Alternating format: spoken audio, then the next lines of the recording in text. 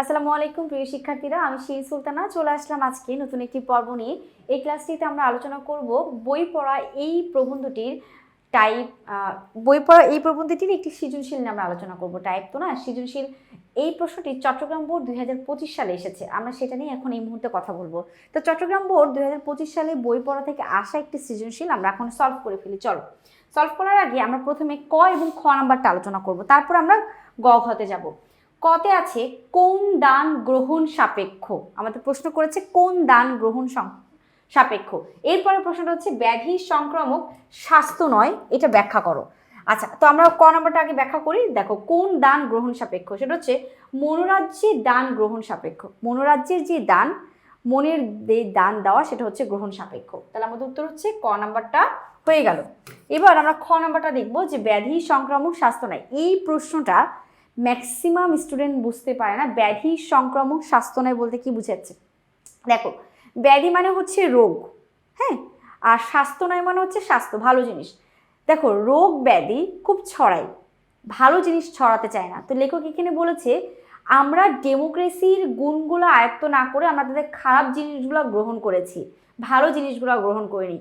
তো লেখক এটাকে রোগ দ্বারা বুঝিয়েছেন যে আমরা রোগগুলা, ব্যাধিগুলা যত সহজে আমরা গ্রহণ করতে পারি, ভালো জিনিসগুলো আমরা তত সহজে গ্রহণ করি না। সেটা হচ্ছে ব্যাধির সংক্রামক স্বাস্থ্য নয়।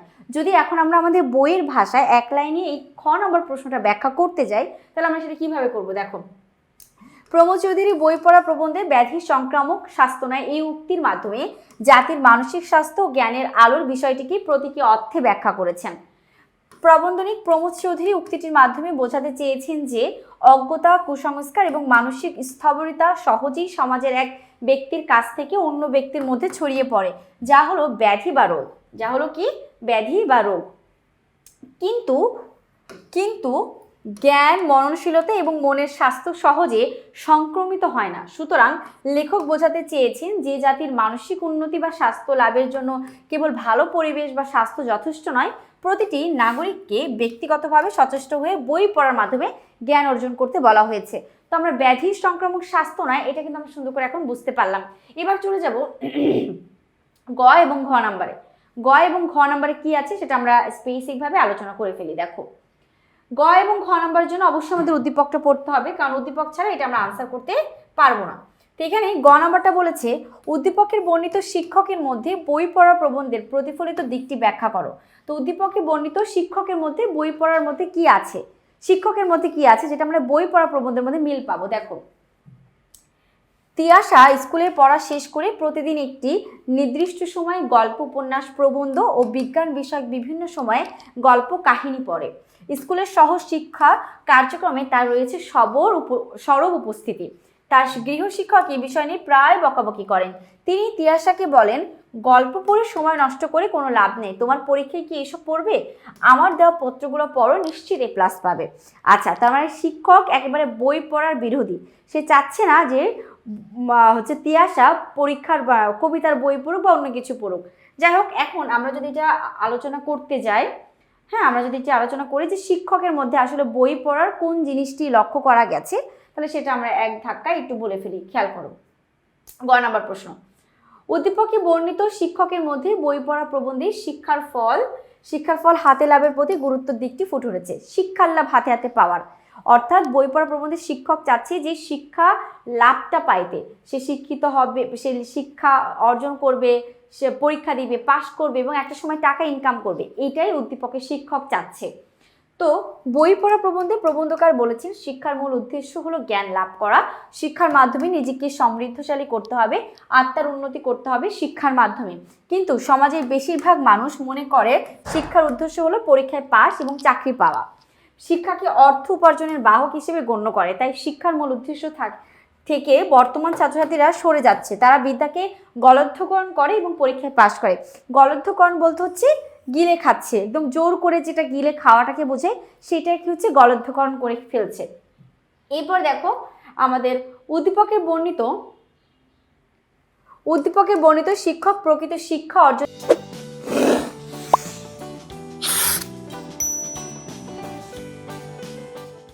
গুরুত্ব সম্পর্কে জ্ঞাত নয়। তিনি শিক্ষা অর্জনকে পরীক্ষায় পাশের মাধ্যম এবং চাকরি পাবার মাধ্যম হিসেবে গণ্য করেন।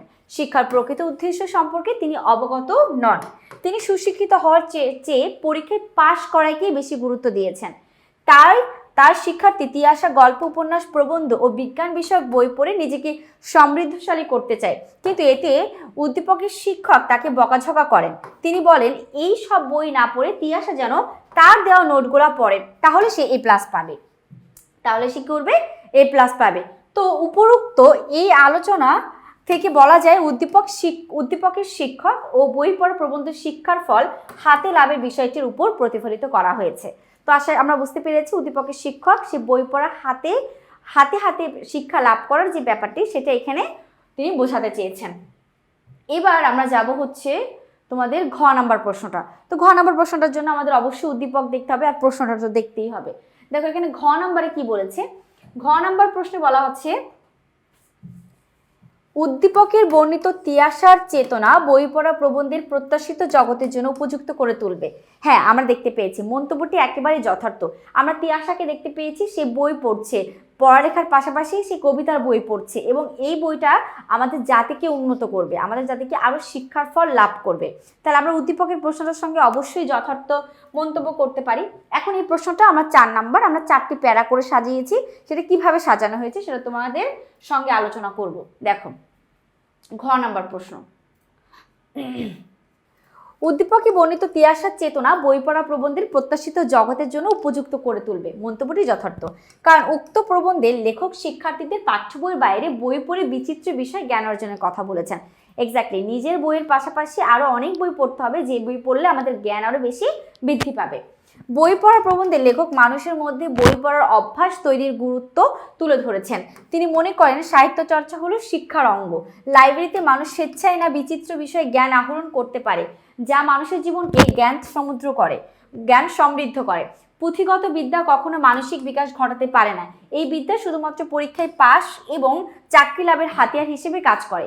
পাঠ্য বইয়ের বাইরে অনেক বই আছে যা শিক্ষার্থীদের জ্ঞান ভান্ডারকে আরো বেশি সমৃদ্ধ করবে এবং জাগ্রত করবে, যেটা আমাদের বই পড়া প্রবন্ধের প্রমোদ চৌধুরী কিন্তু এই জিনিসটা আলোচনা করেছে। তুমি লাইব্রেরির শিক্ষার্থীরা কি করে নিজেদের আগ্রহের বিষয় নিয়ে পড়াশোনা করতে পারে, নিজেদের আরো সমৃদ্ধশালী করতে পারে, তাই না? যত বেশি লাইব্রেরি প্রতিষ্ঠা করবে তত আমাদের জাতি জ্ঞান এগুলো আরো বৃদ্ধি পাবে, কারণ শিক্ষার্থীরা নিজে যাবে, নিজে গিয়ে সে লাইব্রেরিতে পড়বে, লাইব্রেরিতে গিয়ে সে আরো অনেক বইয়ের সঙ্গে যুক্ত থাকতে পারবে।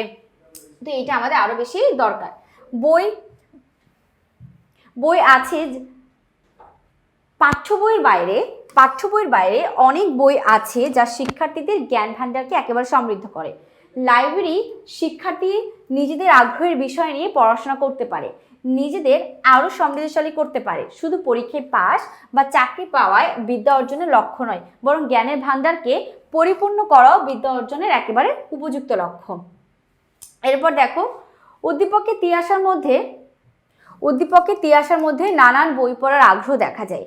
সে স্কুলের পড়া শেষ করে প্রতিদিন একটি নির্দিষ্ট সময়ে গল্প, উপন্যাস, প্রবন্ধ ও বিজ্ঞান বিষয়ক কল্পকাহিনী পড়ে। স্কুলের সহশিক্ষা কার্যক্রমের সাথেও সে জড়িত। তার প্রত্যাশিত জগতে মানুষ শিক্ষার নগদ ফল লাভের প্রতি গুরুত্ব না দিয়ে স্বশিক্ষায় শিক্ষিত হওয়ার প্রতি আগ্রহ প্রকাশ করেছে। ওকে ফাইন, খুব সুন্দর উদ্যোগ। তো এখানে বই পড়া প্রবন্ধের লেখক এখন আমরা 4 নাম্বার প্রশ্নটা লাস্টে যেটা আছে সেটা আমরা শেষ করব কি বলে। বই পড়া প্রবন্ধে লেখক বই পড়া গুরুত্ব, এর প্রতি মানুষ অনাগ্রহী হওয়ার বিভিন্ন কারণ তুলে ধরেছেন।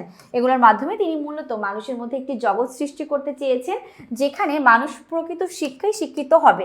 উদ্দীপকে তিয়াসা একই মনোভাব প্রকাশ করেছে, তাই বলা যায় মন্তব্যটি একেবারেই যথার্থ। তো যাই হোক, আমরা কিন্তু এই মুহূর্তে যে প্রশ্নটা সলভ করলাম সেটা হচ্ছে আমাদের চট্টগ্রাম বোর্ড 2025 সালে আসা প্রশ্ন। ঠিক এরকম ভাবেও কিন্তু তোমাদের সালেও আসবে। 25-এ এসেছে মানে 27-এও আসবে, 28-এ আসবে এবং সামনেও আসবে। এখন হুবহু তোমরা এইভাবে সৃজনশীল পাবা না, বাট এরকম পাবা। আর ইনশাল্লাহ আমি মনে করি যে এখন এরকম ভাবে যদি তুমি আরো কয়েকটা সৃজনশীল সলভ করো, ইনশাল্লাহ তুমি পরীক্ষায় কমন পাবে। তো আজকে এই পর্যন্তই। পরবর্তী পর্ব নিয়ে এবং পরবর্তী সৃজনশীল নিয়ে খুব দ্রুতই হাজির হব। সবাই ভালো থেকো, সুস্থ থেকো। আল্লাহ হাফিজ। আসসালামু আলাইকুম।